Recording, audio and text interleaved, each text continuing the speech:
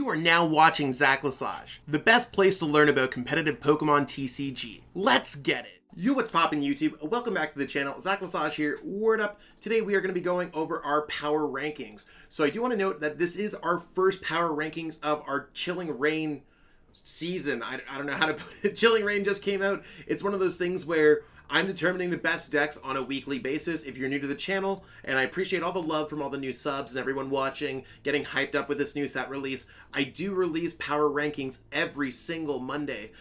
Whether it's usually around noon Eastern, if I could give you ever a time. I'm going to try to get a little bit more consistent in the future. With that being said, with this being the first one for Chilling Reign, we don't really have tournament data to go off of to help cement what my findings are. So this list could be perfect.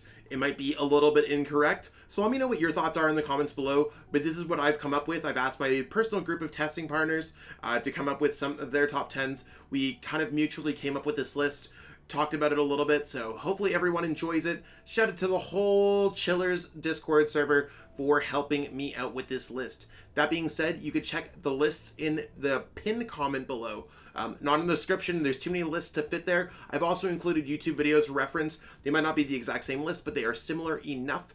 And while you're checking it out, go into the description if you want to pick up a ZACIAN merch, or if you want to pick up a playmat or something. All that helps me out as a content creator. While you're there, feel free to like the video, subscribe to the channel. Like I said, we just passed 4,300 subs. We're on our way to 5,000. It'd be amazing if we could get that before the channel's 1-year anniversary. Let's look into our number 10 deck this week, see what's going on. Jumping into our number 10 spot, we have BLAZIKEN VMAX ZERAORA V. Now, this is a deck where I think it might be better than a lot of people realize, but I put it relatively low just because when I was playing it, the low damage output of CrossFit from ZERAORA V and the low output of Max Blaze can make this deck a little bit wonky. The strategy here is to go Max Blaze, hit 130, power up some energies on the bench, then use ZERAORA V to hit for 100 in the active, and if one of your Rapid Strike Pokemon attacked, you can do 160 to the bench, turning that into 190 with Passimian and 220 with Telescopic Sight. Now, there might be some inconsistencies with this list, such as playing 1 Passimian, 2 Telescopic Sights, things like that. I mean, could this list be updated a little bit? Yeah, it is week 1. The set, it's not been out for a week yet. It just came out on Thursday. So as I continuously test these new decks, these decks are going to get refined, and we'll see if this deck's able to make our top 10 once we start getting some accurate tournament data. So one thing that I should let everyone know is, since the set did come out on Thursday, a lot of players do not have the availability to pick up $200-300 worth of codes from their favorite store, whether that's PTCGO store, Potown store, and then drop those, invest those on codes. Luckily, I'm in a position where I'm able to do so I could get a lot of the testing done for everyone. So I think a lot of players are running older versions of decks, or decks that they previously had ADPs, ETERNATUS, and that's probably why those decks are seeing more success right now. So as the metagame changes and we see a lot more players acquiring these new concepts, the metagame is going to rapidly change and rapidly shape up as players start acquiring the new cards from Chilling Reign. So right now, I think this deck is number 10. Does it have opportunities to go up? Yes. Do I think it's necessarily going to go down? No. BLAZIKEN VMAX and ZERAORA in general, it might not be this genetic makeup. I've seen versions with Octillery. I think it's got an opportunity to become a different deck, or stay the same, but it's going to be within the top 10. Jumping into our number 9 spot is TORNADUS VMAX. So you might think that this deck looks a little bit familiar. It's the shell of a single strike URSHIFU VMAX deck for the most part. Now, TORNADUS VMAX doesn't seem like much at first, but then you realize that it is a single strike Pokemon and means that Houndoom can power it up with single strike energy doing extra damage. You can attach powerful colorless energy doing extra damage. And of course, you get the benefit of capture energy and triple acceleration energy to get those huge attacks off. You don't necessarily go through everything, but this deck is quite powerful. I've added in a Tyranitar V and a single strike URSHIFU V because you could power those both up with single strike energy for good measure, just because those can hit some popular weaknesses in this format. I mean, this deck right now seems like it's going to be a top 10 deck. Maybe it's going to fall into like the top 11, top 12, but it adds tricks to our single strike URSHIFU V. At the end of the format, single strike URSHIFU V was like 11th or 12th place in battle styles, and I think it's one of those things where players, as they started to understand how the deck works, are probably going to convert into Tornadus VMAX players, and Tornadus VMAX seems to have a few more tricks that I could play with the special energies. So this deck looks like it could see some more success. Again, the build is going to be more difficult than most players could ever assume. We'll have to continuously test this one out, but this one seems like it's going to be a fringe top 10 deck. Upon first glance, maybe it will do a little bit better. Jumping into our number 8 spot, we have BLISSEY V. Now, this is one that I just decided to add in because I felt the deck's good. A lot of players seem to be sleeping on this card, using Blissful Blast to accelerate a bunch of energies, including multiple special energies, Lucky Energy to draw cards, Weakness Guard Energy, Powerful Colorless Energy, Capture Energy to search things out, Chinchina to draw cards. I mean, this deck has a lot of natural answers to decks in the formats. In the Weakness Guard Energy count allows you to get through even the most tough competitors, such as Galarian Zapdos V. Even if they're discarding an energy, you could have 2 more Weakness Guard energies to back it up. So unless your opponent's able to go like Giratina, Scoop Up Net, Giratina, Scoop Up Net, Giratina, there's a good chance that you are going to survive a fighting energy attack. And then you could heal it off with Malolana, and this deck just seems to work from that. Path to the Peak adds a lot to this deck, and I mean, I think that it's just in general a strong concept. Are we going to see this deck grow? Potentially. I think that it's just a mid-range beatdown deck that has a lot of cool things going for it. Energy acceleration, damage modifiers, draw power, and healing, and locking all sound like really good aspects to a deck. Now, is this the best version to play? We're going to have to figure that out. There's the Welder version. There is the Porygon version. Currently, I really like this deck in the formats. And again, it might fall out of our top 10. We're going to have to see as players acquire cards where this deck goes. But for me personally, I have a soft spot for this deck. And it sounds very good on paper. And it plays out smooth. Jumping into our number 7 spot, we have Metagross VMAX. Now, this is one of those decks where it could have been a Victini VMAX in this spot, but I think Metagross VMAX for the same reason. You have the Galarian Rapidash V, you can use Libra Horn to lower their HP down to 100, then you have Metagross VMAX that hits for 100 damage. You have the Bronzong Metal Saucer instead of Welder, which I think might end up being more reliable and also gives you the option to Cheryl. You have ZACIAN V. It seems like there's a lot of cool things going on with this list. So I like Bronzong, I like ZACIAN V, I like Rapidash, I like Metagross VMAX.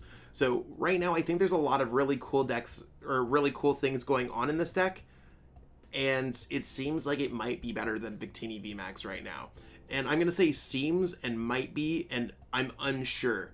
Now, as the format progresses, Victini VMAX is able to get around Ice Rider Calyrex VMAX and other new threats that have come out in the metagame. I think it's one of those things where, yeah, it could be cool. It's very similar to this deck. And, I mean, I'd rather be playing ZACIAN V than Reshizard most of the time. In terms of card successfulness, this deck has more successful cards, in my opinion. Now, maybe I want to cut a Crobat V for a Dedenne GX. And I think this list, again, could be evolved upon and recreated.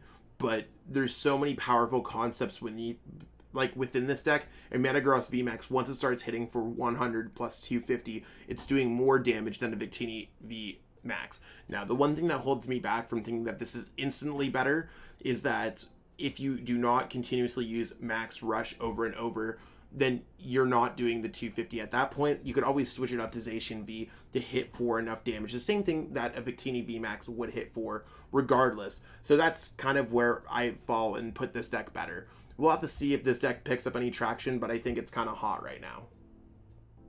Jumping into our number 6 spot, we have Ice Rider Calyrex VMAX. This one might be a little bit low on the list, but it's based off what I've seeing success online. Ice Rider Calyrex VMAX is just a heavy beatdown deck. You have the new Water type Welder Melanie that allows you to power up your Pokemon. You got Drizzile and Inteleon to search out whatever you want. And then you have the new Inteleon from Chilling Reign that allows you to place damage counters on your opponent's Pokemon, similar to Decidueye GX. If the past has told us anything about the future, and if we look back on successful ideas of the past, this deck seems like it's going to be very good with Path to the Peak, Inteleon, and Ice Rider Calyrex VMAX. Now, there's a couple cool things going on in this deck with Leon being able to do extra damage and Reset Stamp and searching one-ups out here and there. I think this list looks very clean for an Ice Rider Calyrex VMAX deck. I've seen players play this deck with Chinchino. I personally like searching things out with Drizzile and Inteleon with shady dealings. Instead of just pitching my resources away, I like to be a little bit more resourceful than that. So it's one of those things where I think those really add a lot to this deck. The counts might not be perfect right now. The 2 Research, 2 Marnie is more experimental than anything else. But as this deck continuously picks up steam and more players play it, I think there's a very good chance that this deck shoots up in the metagame just rankings. I mean, this deck seems to me like it could eventually be a top 4 deck, but right now the top 3 seems especially locked up. So jumping into our number 5 spot, we got Rapid Strike URSHIFU VMAX with Inteleon.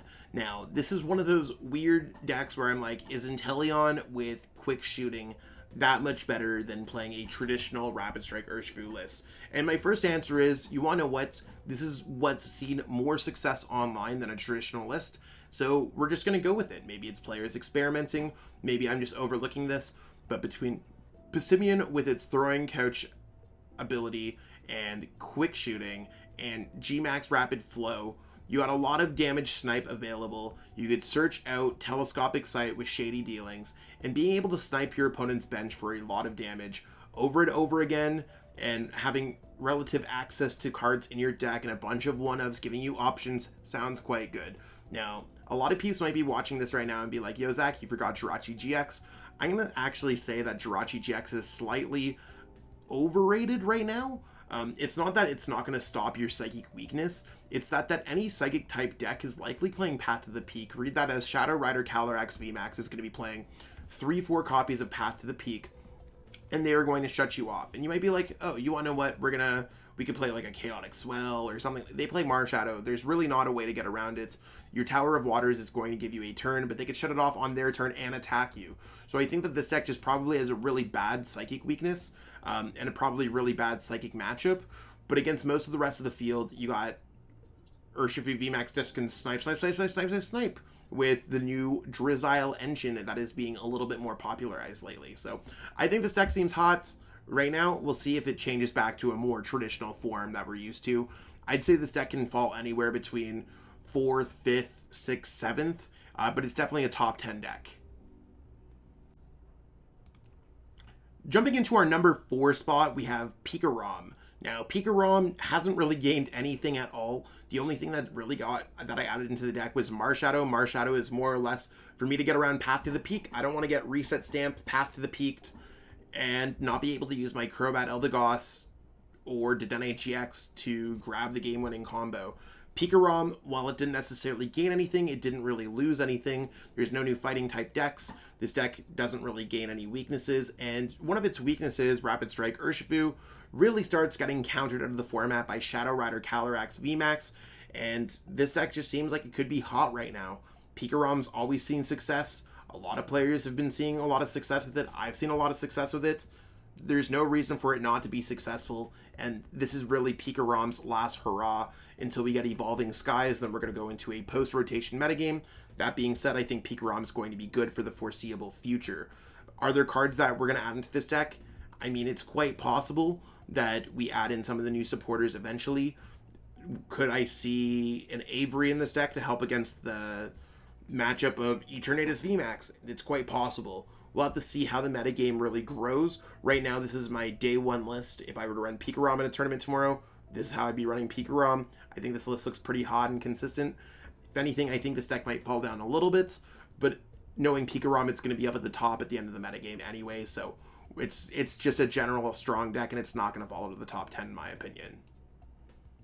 While the rest of the list might look muddy to some, the top 3 is what I'd consider very correct. And at the end of the day, if you're not playing a top 3 deck or a top 5 deck, you probably have to have a good reason to be running deck number 10 and deck number 9, right? Some decks just slide in at the end, and I want to be as welcoming as possible for everyone, but it's one of those things where some decks are better than others. ETERNATUS VMAX is one of those decks, and I mean, adding Galarian Moltres V to this deck gives it answers to Luke Metal, it gives it answer to Crushing Hammer, it gives it answers to other Pokemon in general, and just having self-acceleration is huge. Even if you miss an energy drop, this deck can now recover from it just from using your Moltres V ability and energy switch. Now, I'm not entirely sure if the Weavile GX version is going to be the better version of this deck.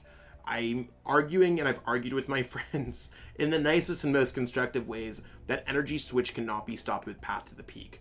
Of course we play Chaotic Swell, of course we play other things, but I am worried about Weavile GX just getting stopped in general. So it's one of those things where I don't necessarily want to worry about it. I think that it's also a liability on the bench. It's one of those things where I like energy switch. It's more immediate. And if the past has told me anything about the future, cards like energy switch are less of a liability right now.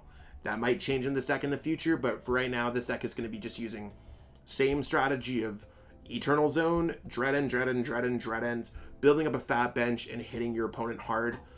I mean, will this deck get countered out of the format? Only time will tell, but it also gained a new popular favorable matchup in form of Shadow Rider Calyrex, which is weak. So we really got to see what's going on here.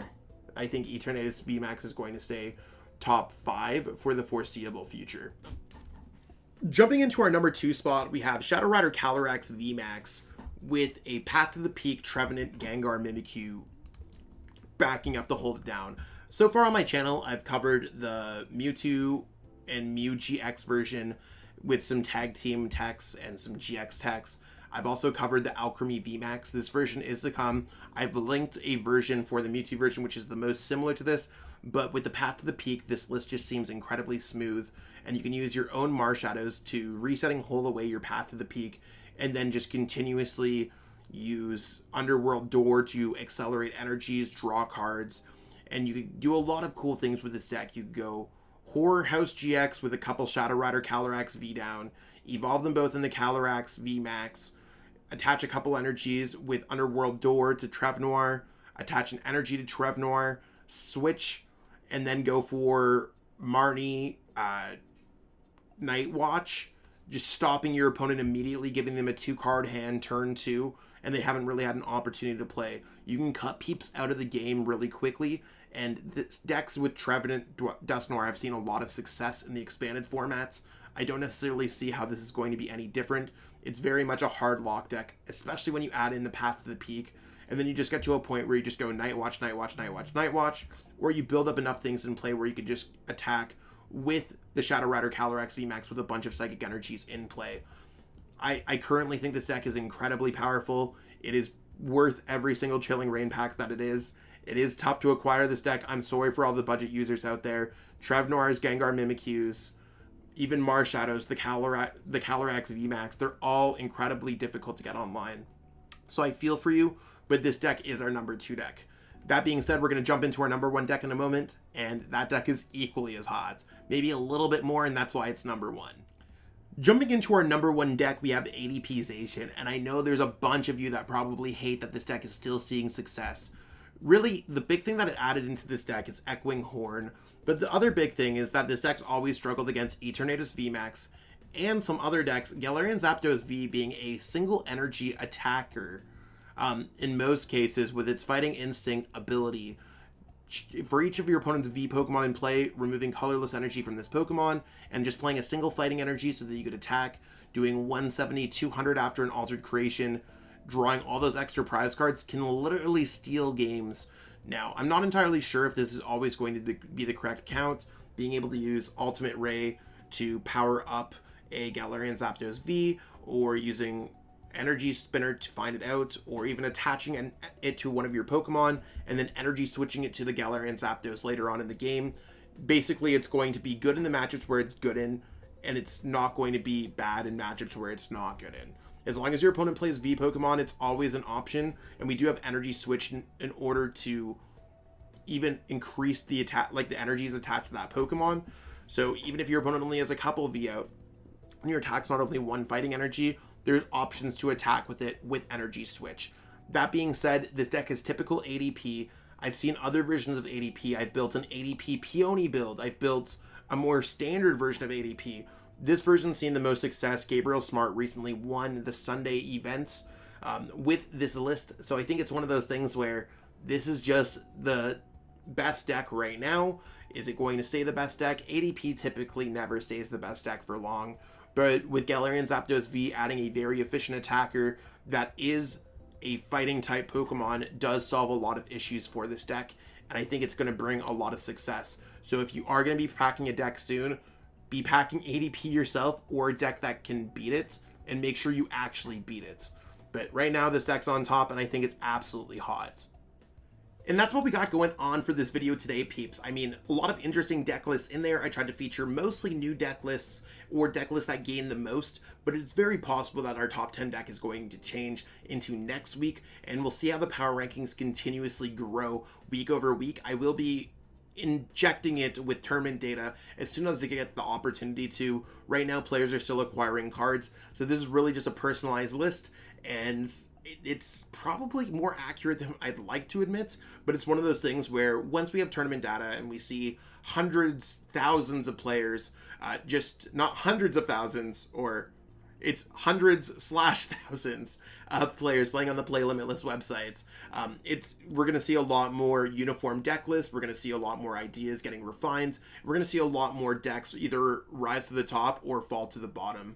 So we'll see, and I'll make sure to cover that every single Monday. Let's just aim for 12 p.m. Eastern every single Monday from now on, just to put this up there. It might be 11, it might be 1. I'm going to finalize a time there, but we'll see exactly what's going on. I just want to make sure that everyone's prepared for the upcoming week. That being said, if you haven't already liked this video, give this video a like, subscribe to the channel. Like I said, we just passed 4,300 subs, and we are just boosting out subs lately. Let's get to 5,000 before our 1-year anniversary. I think our 1-year anniversary is coming up late July, so it'd mean the world to me if we could just beat the 5,000 subscriber goal. The lists, again, are in the pinned description. I will, if there's no deck list up there, or sorry, if there's no video for the deck list up there, so for things like the Tornadus VMAX at the time of creation of this video, I will be creating those as quickly as possible. I'm a one-man show. Sure, I get some help from my friends here or there, but editing these videos, creating these videos, coaching, article writing, it does take a significant portion of my time, so I will get to those. I've been doing double uploads on just decks that I think that everyone will enjoy, so we'll see when we get to those decks, but they are on their way. That being said, I really appreciate everyone watching this video. All the support lately has meant the world to me, so I'll let y'all go. Have yourself a great one. Peace out. I want to give a huge shout out to everyone who's become a channel member. It's one of those things where I appreciate every single person who watches my videos, and I mean, that's really where it counts, but for the channel members, they've gone out of their way to financially support me, and I truly appreciate that gesture. It's one of those things when I started channel memberships up on my channel, and I just didn't know if anyone was ever going to do it, so I truly appreciate everyone taking the plunge, taking a leap of trust, and investing in me as a content creator. Truly makes a difference for me each and every month. If you haven't already thought about becoming a channel member, you might want to contribute to the channel, and I do put everything back into the channel to make it the best possible place to watch for Pokemon TCG content. Again, I truly appreciate everyone. Thank you so much. Cheers. I truly appreciate you taking the time out of your day to watch this video. It means the world to me. And my goal with this channel is to spread my love of the game and knowledge with our entire Pokemon TCG community. If you haven't already, help signal boost this video to other Pokemon TCG fans by liking it, sharing it with your friends, and subscribing to the channel. Hopefully we reach our goals really soon. Check out this recommended video, and have yourself a great day. Thanks.